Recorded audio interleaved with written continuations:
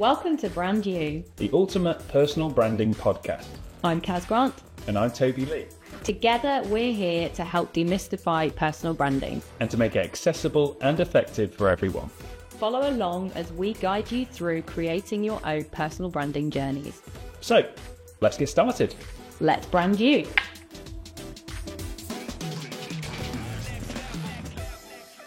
Hi everybody and welcome back to the Brand You podcast. So last week we were talking about how personal branding can help with career advancement. Now this week we're going to be talking to you all about how to blend in person with the online personal branding world to create maximum results for your personal brands. This is really important because there's no point putting all that energy into creating an amazing online presence if then you turn up when you're really shy or you're not in line with who you're making out to be online, and vice versa as well. Like it's, if you know you are slightly quieter or more timid or you're really out there, use that to inspire how you communicate online as well. So you can kind of use both, can't you, to kind of help each other and align those. But it's important to do, isn't it? Yeah, absolutely. I feel like this is kind of like a good episode for us to do because we are online, but we're also out and about quite a lot, aren't we? So we know how like beneficial it can be to have both going on. And also we are, well, people say it all the time, don't they? Who we are online is who they meet in person. Yeah. And that's what we're going to try and get across at the start of this podcast, isn't it? To tell people that you need to align both your, I think what I'm trying to say, I guess with online sometimes you can create an almost fake version and something that's maybe not quite accurate. Yeah. But then that's dangerous if you're going to be meeting people in person. Yeah. Because they're going to know and there's going to be that disconnect. Yeah. And what you're trying to do while blending in person with online is just maximize that trust, aren't you? Maximize the credibility, maximize the relatability with people. So if there's that disconnect, then that trust is going to be broken instantly, isn't it? Yeah, and it's all too easy to kind of create a heightened impression online because, you're reaching people that haven't met you and that you have a way of contacting them in their own home, in their own space environment. You can tell them anything you want. So actually, if you wanted to bluff your way to a personal brand, you absolutely could, but it's really not going to help you when people do meet you in person, is it? They're going to instantly go, that's not the person I thought they were online, Yeah. And it's weird, isn't it? Because I think there'll be lots of people out there thinking, well, I like online. Yeah. There's two camps, isn't there? There's those that hate online. Yeah. And you will never see them online. And then there's the other camp that are like, online is my safe space. I don't need to then communicate in person. I don't need to meet people. I don't need to go out of the house. Yeah. So actually it's thinking if you're one of those people that hides behind your online personal brand, like you might be missing out on so many opportunities. And again, that trust building faster and quicker and easier if you get out of your comfort zone, you get out from behind your screens and you step into the in-person world as well. So I think one of the first things that people can do when they're thinking about stepping in person with their personal brands as well and from behind the computer screens, going to maybe like in-person networking events, things like that, is to be aligning the messaging. So obviously we've got clear in previous episodes of the Brand New podcast. If they haven't yet, then go back and listen to them. But you're clear on your messaging. You know what you have to offer the world. You know what value you have to give. And you know the target audience that you want to connect with and also resonate with. So then in person, when you go there, you can align that messaging as well. So most networking events will have some form, won't they, of like introduction piece. Yeah. Like that Lincoln Business Club. We both go to that, don't we? You get that chance to kind of 10 seconds or whatever, summarize yourself in a nutshell. Yeah. And then maybe a bit more around the table or something. Yeah. So those are the times where you can really get like your messaging of what you can offer the world really clear, can't you? So again, that aligns with what you've put online and on your LinkedIn maybe and on all your profiles. You can then share that snippet in person as well. And then really it's choosing, I guess, the people in the room then that are most like your target audience as well. So networking, I mean, when we think of like something like Lincoln Business Club, for example, I use that as an example because we both go to that club. We're both on the committee there, but also it's a big club, isn't it? Yeah. We get nearly like 90 people there Yeah. every single month. So 90, going into a networking event and thinking I must speak to 90 people is like, you're not going to do it, are you? So you're going to have to go there, and when people are introducing themselves around the room, look out for those key people that are sort of like your ideal audience. Yeah. And make a beeline when you're going for the coffee to go over to them and approach them. Yeah. And when approaching people at networking, I mean, we've got another episode on networking coming in the new year, haven't we? So I won't go too deep into it. But I think when we're talking about messaging, again, we're not going to go up to those people then and go, hi, I'm Catherine Kirk and I help blah, blah, blah, blah, blah. Yeah. You've got to make that connection first, haven't you? And you've got to just speak to them like human beings. Yeah, absolutely. And the whole thing about kind of trying to get that patter down of your initial introduction is really important, because there are a lot of people that I've met and not realized I am already connected with them online, or we might have already had conversations and discussions, but because they've introduced themselves and what they do completely differently.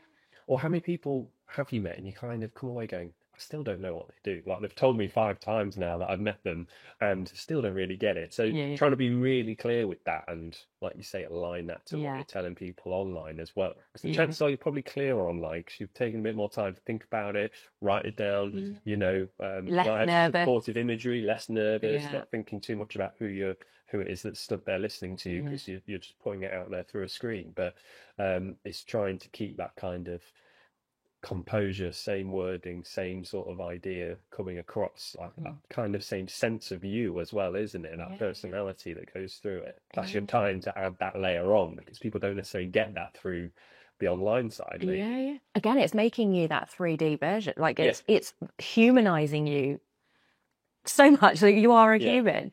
It's making the online version of you real and like in a physical form next to them, saying exactly what they would say online, giving them the same personality, same humor, the same like everything as online, to build that credibility and trust up with that other human. And I think it's really good that we can be really nervous, can't we, when we go into in-person things. And I think, again, this is one of those things where I'd say that you just need to practice. So don't get too in your head about, I must get everything perfect on day one when you step into that networking room. Yes, over time, we're going to align everything and everything's going to get coherent. But day one is like your practice, really, isn't it? Day one is like, you are going to be nervous. You're going to be out of your comfort zone. You're going to be stepping into a world where there's lots of other business people and we don't feel worthy and all of this. And what will come out of your mouth will potentially be mostly gibberish, possibly. Especially if you've never been networking before and it's a bigger meeting. And the amount of people I see stand up and they're like so nervous about doing that instant, like, you know, your name and where do you work? They're so scared. Like, let's just take the pressure off, first of all, with that. Your messaging will become coherent. Everything will align over time. So meeting 1, you'll be a bit scared and nervous. It might not sound great. Meeting 10, meeting 20, meeting 100, you'll have honed it. You'll be less nervous, less frightened. So, and why is that? Is that because we think we need to make an impression? Because we can see the response it's going to have live instantly. That when I introduce myself to you, say we've gone for like a one-to-one coffee, we've met on LinkedIn, like, I need to follow that up, that impression I've already started or that relationship I've started building. Is it because we just sort of see that reaction there and then, as opposed to when we're constantly making first impressions online, but we probably don't, we're more confident about that because we're not seeing the response the other person's having. Do you understand what I mean? It's easier behind a screen, isn't it? You haven't got that. You're not going to disappoint anyone. You're not going to say the wrong thing and get that reaction from them like instantly. There is that safety net with that online space, isn't there? And so again, it's scary going into the in-person world, because you have got another human in front of you, but potentially 10 other humans in front of you. Like, and we put so much pressure on ourselves to be perfect and to be amazing and to be this persona that we want to be, that we just crumble when we're putting. So take all of the pressure off our shoulders. I can tell you one thing, that every time I get nervous to speak, and It will happen at every single networking meeting, every single time. That mic gets passed to me, and all I've been thinking about the moment before is not what Barbara next to me has said. Yeah. What is my name and where do I come from? Yeah. What is my name and where do I come from? If What you is my name? Those, that will be very embarrassing. Yeah. But you know, and when have you ever forgotten those? For some reason, your head just plays tricks on you, doesn't it? Your mind goes, Exactly. "Gonna trip you up here. Gonna trip you up Yeah. here. Cool. What is your name? Yeah. Where do you work? It's the craziest thing. But just know that every other person in that room, Yeah. maybe one or two people that have been doing this for 20 years and they're okay with it, every other person in that room is feeling exactly the same as you are. Yeah. And literally, it does not matter if you are nervous or if you do muck it up a little bit. Nobody will care or think any less of you. In fact, one of the things that I think about when I see a nervous person is I'm just sending them so much support, so much love. I'm just like, you've got this, you've got this. And I think that's the thing with in-person events like networking. Everybody's there to make connections themselves, but everybody's there to have everybody else's backs. Yeah. There's a lot of collaboration, isn't there? There's a lot of support. There's a lot of cheering each other along, because you want other businesses and other people in the local area to succeed as well as you succeeding. Yeah. So if you think that nobody in that room is judging you, everybody is there to support you and cheer you along, that just gives you a little bit of like, okay, that's like the pressure is off my shoulders a little bit. I don't have to be perfect. Everybody's cheering me along. No one's going to judge me. No one's going to throw paint or tomatoes or eggs at me. Well, maybe. If they do, it's probably not the right place for you anyway. Yeah, that's not your meeting. If you sort of know you're going to an event as well, it's really important to try and start those connections and communications early. If you sort of know somebody might be going that you get a chance to meet, or just get in the habit of like starting conversations with people online through LinkedIn or wherever it may be, so that when you do bump into people, you've already got some sort of rapport or some sort of conversation started. That relationship's already, the groundwork's been put in there. That makes it so much easier, because there's nothing worse than turning up to, let's say, a group environment and you look around and you think, I don't know anyone here. But if you kind of go, well, I have connected with that person, but we've never actually met, that's a great opportunity to go straight over there, introduce yourself, and even if they don't remember you, it's still a starting point, isn't it? Yeah. And what did they post about the other day? Like, did they go to another meeting? Was their dog wearing a Christmas hat in front of a tree or something? Whatever it is, like, you can then go in there and you're like, oh, I know we've connected on LinkedIn. I saw your post the other day about blah blah blah. How's your dog doing? Does your dog destroy the tree? Does he like the tree? Does it, there's that in already. Conversation starters, aren't they? As the conversation starters. And I think that's what's really good about the online world. Yeah. And I think that's what I really love about me building a personal brand. I've been new to the area. I've been new to Lincoln. I've been new to all of these groups, but I've gone in, and because I've created online personal brand, and then obviously the connections online, I'll go into a meeting and people will come over to me and they'll start those conversations with me because they've seen my post about blah, blah. And again, it's like, oh, I don't have to go and start the conversations. People are already starting them because of the personal brand, and they feel comfortable enough to approach me because of that. And you as well. Like, I find that as a lot as well. And it's always when people say, oh, you're really busy at the moment. Oh, you're here, there and everywhere. And I kind of think, well, yeah, I guess I am, busy, but I won't say like, over the top busy, but because I'm letting people know where I am when I am on a job, and when I'm in the studio, when I'm editing at home, or even down to personal activities as well. So whether it's like running a marathon or whatever, people think I'm absolutely, running a marathon every day, and that's not the case. I posted about it once, but it's the thing that sticks in people's minds. So yeah, it's interesting what we do remember of people's context, isn't it? Yeah. But yeah, it's a nice conversation. And don't you find as well, though, like, if you're going to be working with someone, or you're going to want someone to do a certain service for you or something like that, you want to go to the people that are busy, because you're like, well, they're almost like oversubscribed, aren't they? Like people trust them to do work. Like, they've got lots on. Like, I want to go to them. So again, you're creating that. You're the person to go to. You're the person to be. So people in person then are going to go and make a beeline for you and connect with you because they want to work with you. Yeah. So yeah, I guess it's that your personal brand online is those door openers. And then when you go in person, that's where the attractions will start to come through. You can get messages online and you can build relationships online, absolutely. But there's nothing like in person meetings to get shit done as well, like to move a project along, to get stuff done, to get in the door with someone, to start working with them. There's nothing like in person, is there? I think when we're creating a personal brand and we're actually wanting to gain things from our personal brand, I think the key is, whether that's online or in person, the fortune is in the follow-up. So we do the connecting, we speak to the people, but we've got to keep that going, because nobody does business with or buys from you or anything on the first touch point, do they?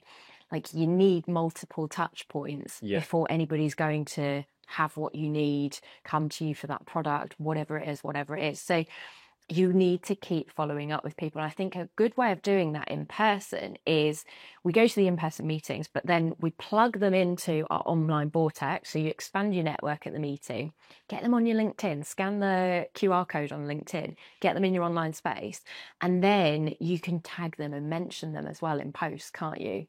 Yeah, and that always feels like a nice moment. I like getting tagged in things, so kind of things like, oh, I've been thought of. You know, it's nice, isn't it? Like, it's a real easy, free way to kind of, you know, win people over a bit more, isn't it? Buy that trust a little bit. There's nothing like being, well, I guess we all just want to be included in things, don't we? So when we are tagged in something, somebody's post and they're saying they had a great time with you at this event or whatever, it's great, and it creates something for you both to be sharing as well. Yeah.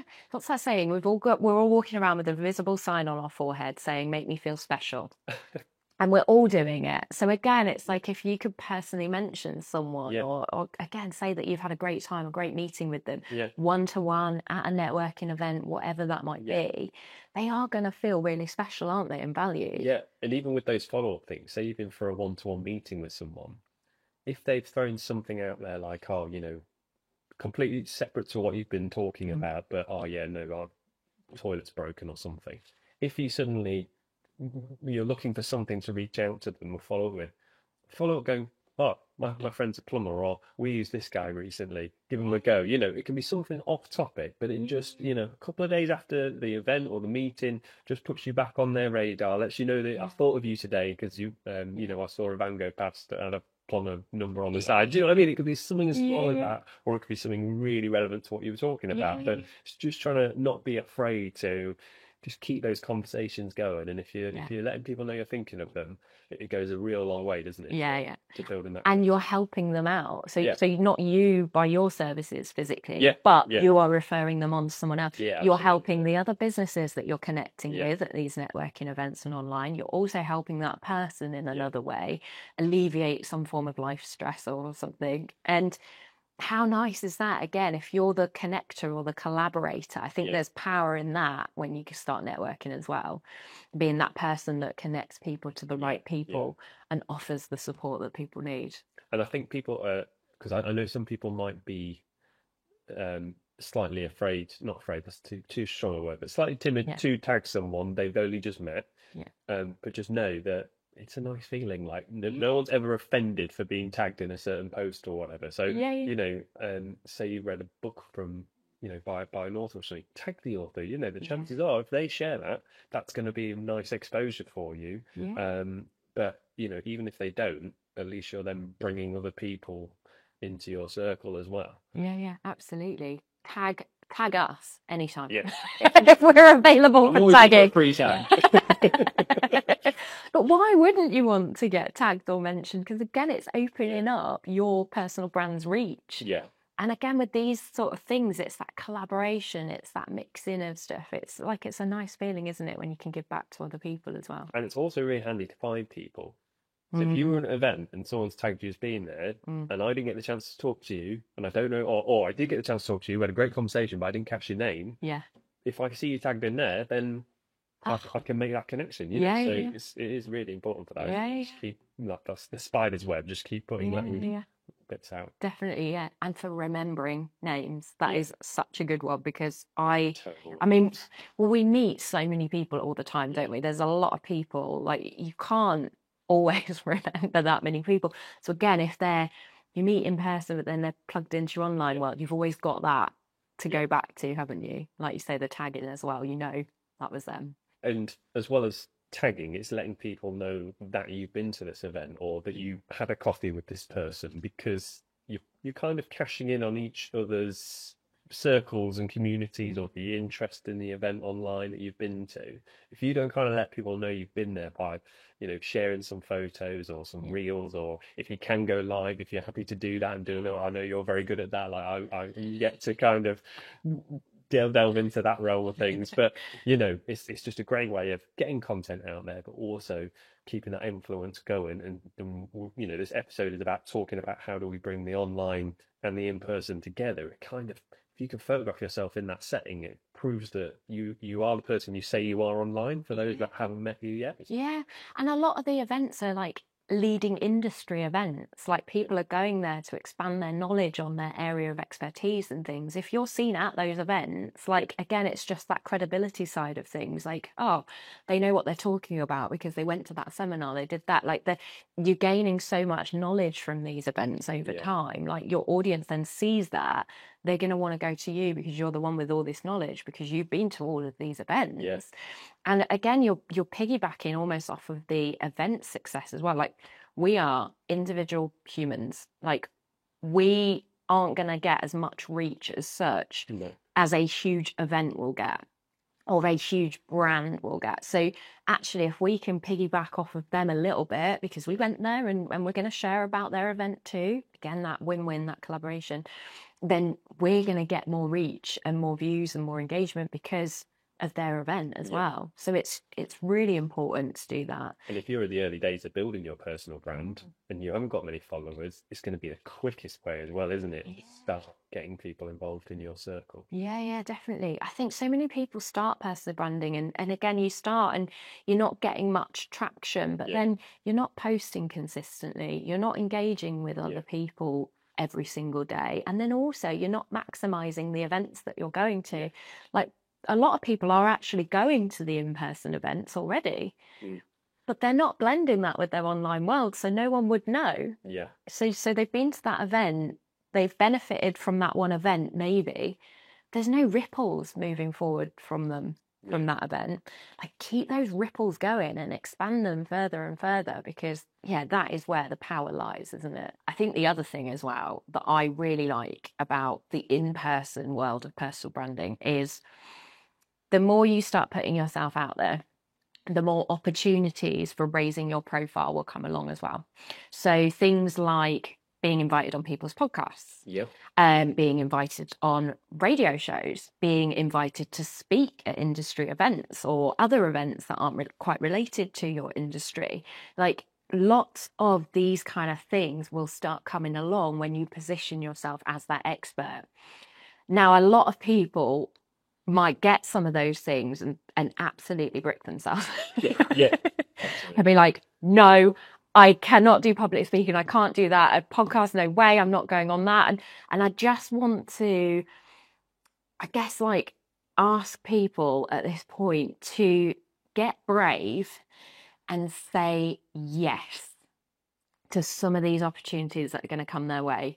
Because if you can get speaking opportunities and podcast interviews and things like that, again, that is going to 10x your personal brand's credibility. It's going to bring you more to life than ever before. It's going to bring you more into that industry expert and that thought leader than ever before. Gives you content to share. Yeah, exactly. You're not having to create it all yourself. It's there. It's done for you. So it's just going to absolutely maximize your personal brand. But I know a lot of people would probably be put off building a personal brand in the first place because they maybe don't want to get those speaking opportunities, or they get the speaking opportunities and they say, no, I can't. And I just think you need to say yes and then figure the rest out as you go. Because I feel like that's been my tactic so far. If I've been given a speaking opportunity, everything in my head says, no, what the hell? But out of my mouth instead comes yes. Yeah. And then I'm like, Yeah. oh my gosh, what am I going to talk about? How am I going to do it? What's Yeah. that going to do? Blah, blah, blah. All those other thoughts come in. But you can figure out the rest down the line. You say yes, you can speak to the organisers. What kind of theme is this going to be on? What do you want me to speak about? You can form the content side of it. You can get practicing. You can get more confidence along the way, can't you? You get friends and family to help hear you speak and to build that confidence up. So all that can be figured out later down the line. And have confidence in the fact that you've been asked. Yeah. That kind of means like they've seen the potential that whatever content you put out there or things you talk about, that's what they want. So like you've already got that in the bag. It's more just the little chip on your shoulder that's going, you can't do this, is more just a confidence thing of realizing that, isn't it? Yeah, absolutely, because you have been doing it already to get those opportunities through the door. I love that. Like, just you've been asked for a reason. Absolutely love that. So say yes to all opportunities that come your way, because you never know, especially at first. I mean, later down the line of your personal brand, you can be a bit more fussy and a bit more picky, and which ones will be better for your time, and which ones are maybe paid and which ones maybe aren't paid, and things like that. But at the start, I think just say yes to as much as you possibly can do, because you never know, again, what reputation that's going to build, and the ripples, how far they're going to reach from that. Right, guys, so today's action tip for you all then, that we share an action step every single podcast episode, so make sure you put these into place, is to go and find a local in-person networking event that you can go and try out. So move yourself from the online vortex into in-person meetings. Go and try the meeting, go and mingle with some people and see how you get on. Remember, you haven't got to be perfect on day one. This is just an exercise. Go find a meeting, see what they're all about. There's usually lots of local ones, and Google will probably help you find the best ones for you. You might not know if it's for you or not straight away. You might have to go to a few meetings to gauge if it's the right one for you or not. Just go and have fun and see where it leads. So we look forward to hearing how you get on. Let us know on our LinkedIn community page, the Brand You Podcast. You can follow Kaz and I on LinkedIn to find that. And keep following on Spotify for new episodes dropping every week. Here's to branding you.